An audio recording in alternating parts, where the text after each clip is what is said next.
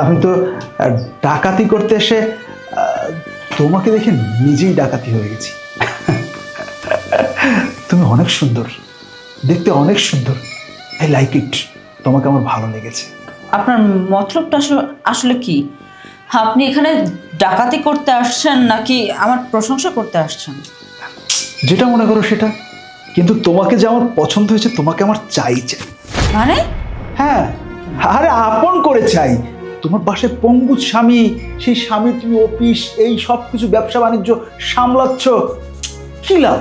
আরে আমি তো সবল আছি। মানে আপনি সব কি বলছেন আমাকে?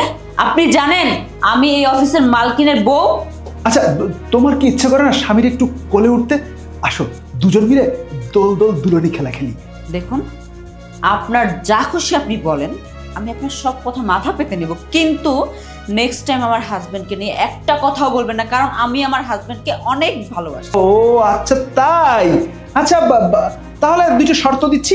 একটা শর্ত হচ্ছে আমাকে তুমি এখন 10 লক্ষ টাকা দিবে, নাহলে আমার কাছ থেকে তুমি 10 লক্ষ টাকা দিবে। 10 লাখ টাকা দিবেন আর নিবেন মানে? আমি বুঝলাম না ব্যাপারটা, আমাকে দেখেন ক্লিয়ার করে কথা বলেন। এখন তুমি আমার সাথে একটা রাত কাটাবে, তার বিনিময়ে আমি তোমাকে 10 লক্ষ টাকা দিব।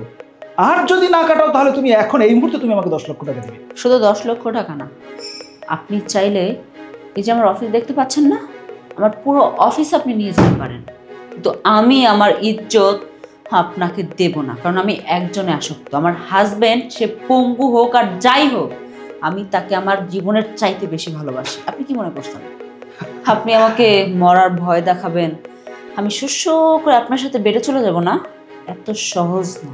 আপনি আমাকে মেরে ফেলেন, আমি এতে কোনো পরোয়া করি না, কিন্তু আমার ইজ্জত আমি আপনার হাতে তুলে দেব না, দেব না, দেব না। তাই? কাবির, কাবির, কাবির, কি ব্যাপার? তো তুমি হাসছো কেন? আর একটা চাঁদাবাজ ও তোমাকে জড়িয়ে ধরছে কেন? এই আমার হাজবেন্ডের গা থেকে হাত ছড়ান। আপনার হাজবেন্ড আমার বন্ধু। আহা, ও আমার বন্ধু। আর এগুলো যা করছে না, তোমাকে একটা পরীক্ষা করছে জাস্ট। পরীক্ষা মানে? কি পরীক্ষা শুনবেন? তাহলে শুনুন।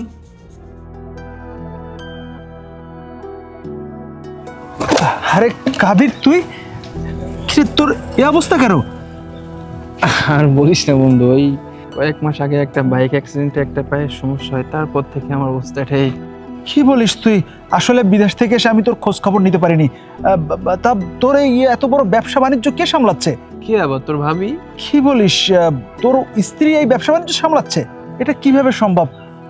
আসলে আমি বলতে চাচ্ছি যে এখন যে পরিস্থিতি বর্তমান, দেশে বিভিন্ন জায়গায় চাঁদাবাজি হচ্ছে বা অনেক অফিসে মেয়ে মানুষ, কোনো সমস্যা হচ্ছে না? আরে তোর ভাবি অনেক ভালো একটা মেয়ে। আর সব থেকে বড় কথা কি জানিস, আমার অ্যাক্সিডেন্ট হওয়ার পর থেকে তোর ভাবি আমাকে অনেক টেক কেয়ার করে। আর তার থেকে দেখ, আমার এত বড় একটা বিজনেস, আমার অফিস, সব কিছু তোর ভাবি একাই সামলায়, আমাকে কোনো রকম প্যারা নিতে দেয়নি। কি বলিস? আমার তো বিশ্বাস হচ্ছে না। আচ্ছা ঠিক আছে, এবার বুঝতে পেরেছেন ভাবি? ওফ গড, ভাই আপনি এই কথাটা আগে বলবেন না, এইভাবে কেউ মজা করে? আমি তো জাস্ট একটু হলেই চলে যেতাম। আর মজা না করলে তো আমি জানতে পারতাম না যে আমার বন্ধুটা অসুস্থ হওয়ার পরও তার স্ত্রী তার ব্যবসা বাণিজ্য সবকিছু সামলে রাখছে, এবং আমার বন্ধু এত ভালো একটা সুন্দরী একটা বউ পেয়েছে।